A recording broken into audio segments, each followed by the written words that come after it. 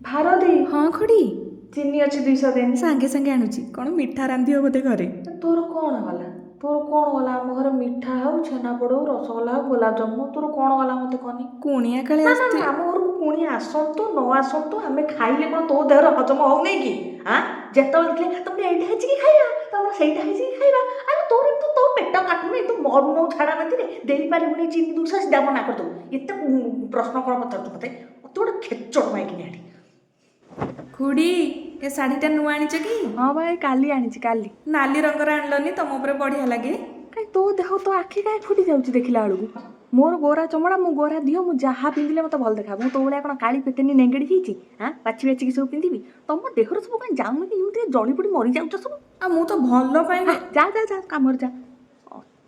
କ'ଣ ବା ସେତେବେଳୁ ଖାଉଛ, ତରକାରୀ ଭଲ ଅଛି ମନ୍ଦ ହେଇଛି କହିପାରୁନ? ବଢିଆ ହେଇଛି ତରକାରୀ। ଏଇ ତରକାରୀଟା ତମେ ବେଷ୍ଟ ବନାଅ। ମାନେ ଆଉ ସବୁ ଖରାପ ବନାଏ?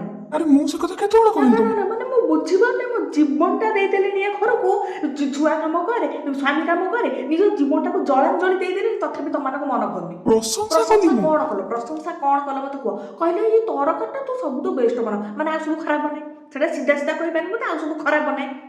ଏଇଥିରେ ମୋତେ କହିବ କଳି ହୁଡ଼ି, ଏଇଥିରେ କହି ମୋତେ ଖଳି ଆରେ ହୁଡ଼ି। ଶୁଣ। ଚୁପ୍।